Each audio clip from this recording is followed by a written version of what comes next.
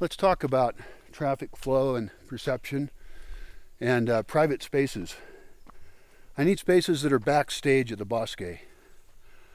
I need areas of land that are blocked off by walls. Often I talk about putting in buildings, a row of buildings, because I want to put in a row of buildings. It's like we could always start with a wall and know that we plan to attach a building to it later. Maybe we'll build walls that are good enough. That's still very expensive. It'd be like stone walls and stuff, or concrete or brick. But right now everything is too permeable.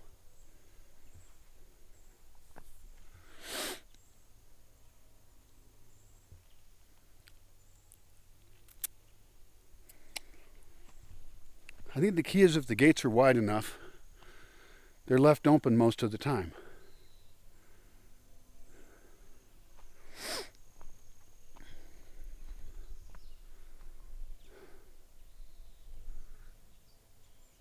Some tough decisions.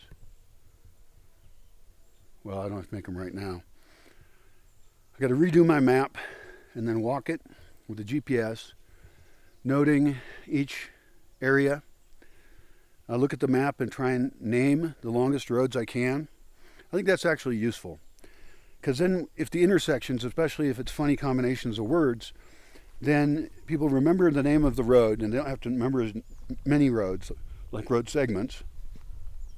And they've got a really easy way that's funny to identify an intersection.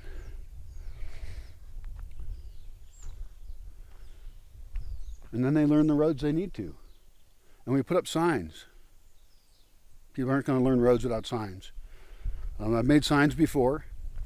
I need to make better signs, better sealed. Put them in a 5-gallon bucket.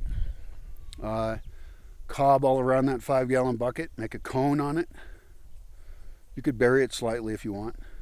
For stability, that's not bad. You could bury it halfway, fill it with rocks in the post, and you could have a metal post. They're not that expensive, and it'll last longer. And then you make a sign. And you drill a hole in the top of the post. You make a sign, and it's out of wood, and then you paint it in a way that's very legible. I've had people make signs, volunteers, participants, and I didn't direct them well enough, and they made very creative signs that you can't read. This is a street sign. It's not a sign in a spot where people can sit around and contemplate it. They need to know what the fuck to do right now, like which way to turn and where the hell they are. So we make them look as much like government type signs as we can. We could mimic ones that are here in Morelia. We could mimic ones that are in Seattle. But they got to have a nice clear font. And every one of them needs to be a cognate. A road name that makes sense in Spanish and English to people.